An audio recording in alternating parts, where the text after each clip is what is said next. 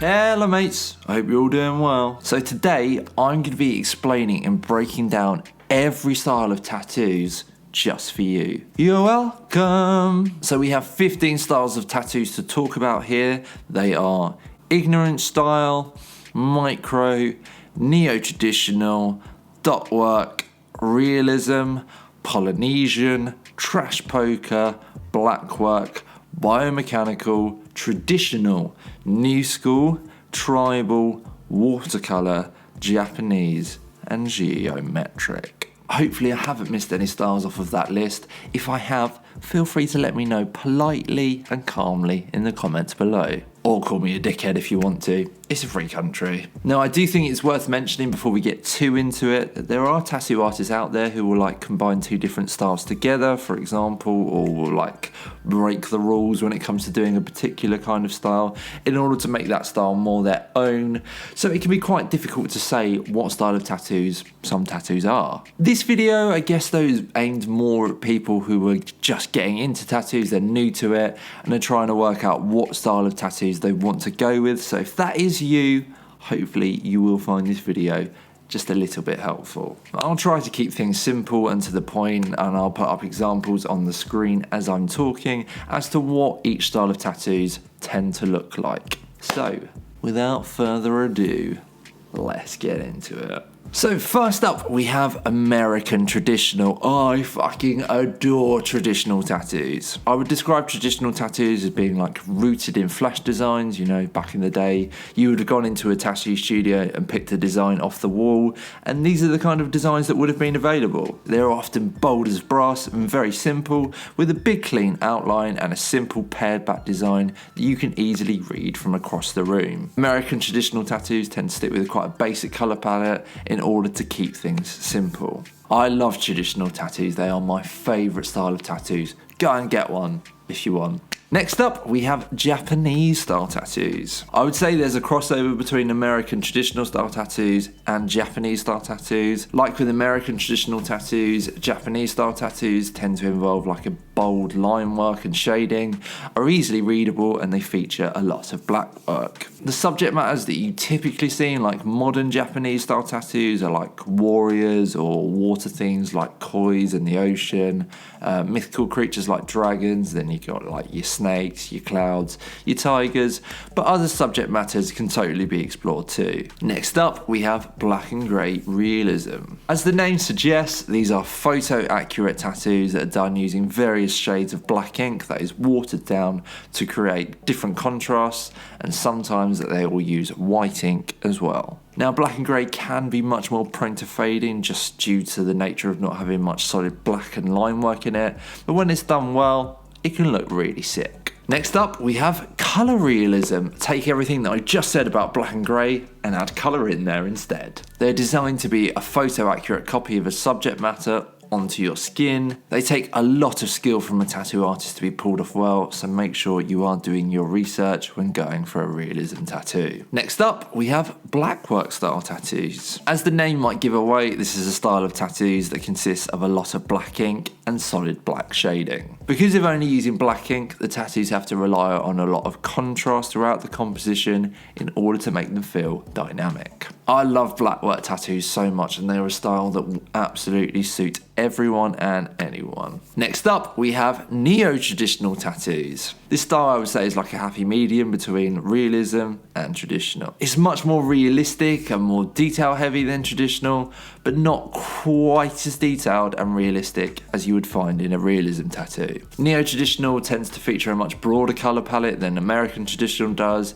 and are quite known for being very bright and eye-catching. Next up, we have new school tattoos. I'd put new school in a similar kind of vein to neo-traditional, though I would say it's much more influenced by your more graffiti style street art, and tends to use a lot of bold and bright colours, and they tend to look almost like 3D. New school tattoos tend to feature exaggerated features of the subject, almost like a caricature would. They'll have a heavy outline and an extremely vivid colour palette, which makes them absolutely leap off your skin. Next up, we have Polynesian style tattoos. Now, I'm not going to pretend to be like any kind of expert in this style. I do know that it's deep rooted in Polynesian culture and history. According to my research on the internet, these tattoos tend to comprise of a series of almost like geometrical patterns, mostly consisting of like repeated triangle motifs, bands,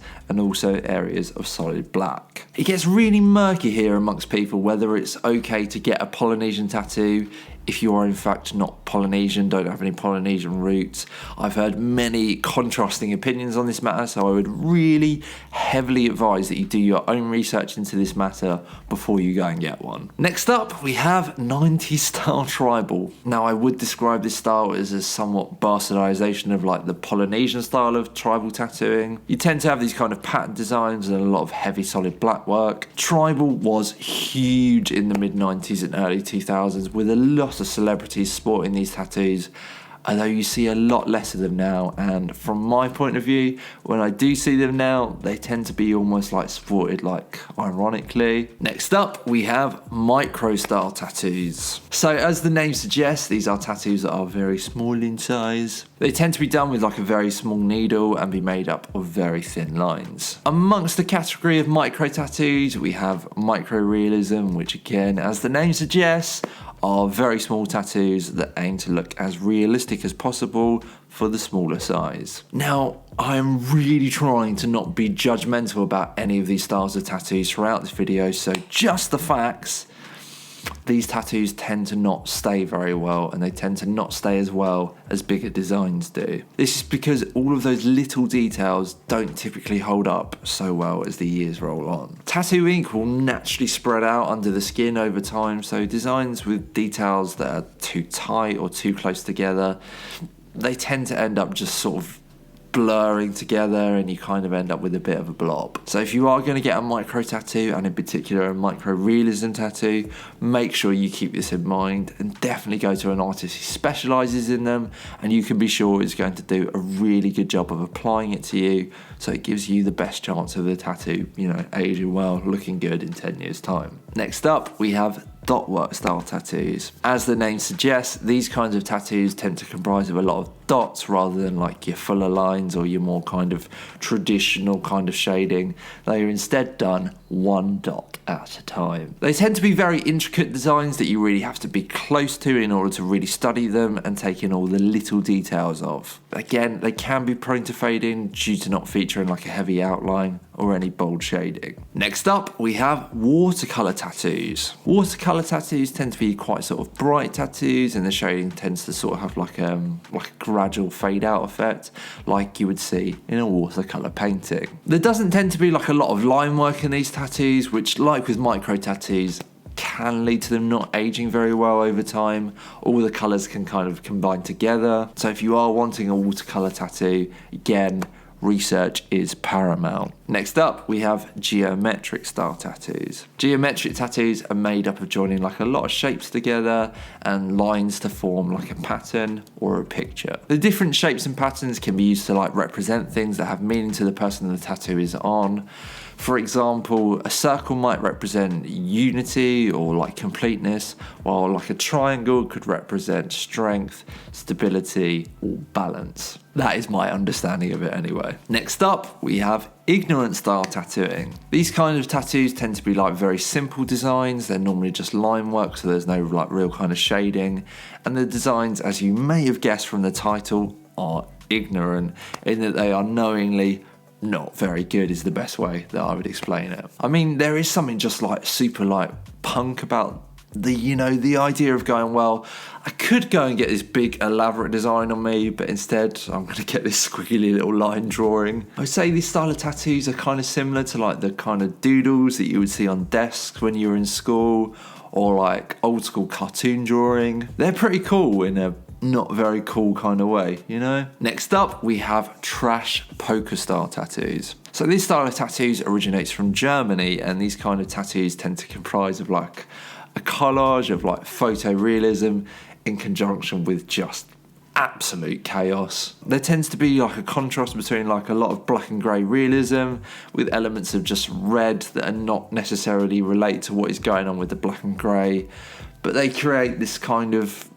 chaotic story together. Lastly, we have biomechanical tattoos. So these are comprised of imagery of like machinery and gears, and they often involve like a skin rip, as if the tattoo is actually revealing that you are in fact a robot on the inside. They can be done in full colour or they can be done in black and grey. So that is it. Those are my explanations for each style of tattooing. Did you find this video helpful, or do you think that I did a reasonably okay job of explaining the different styles of tattooing?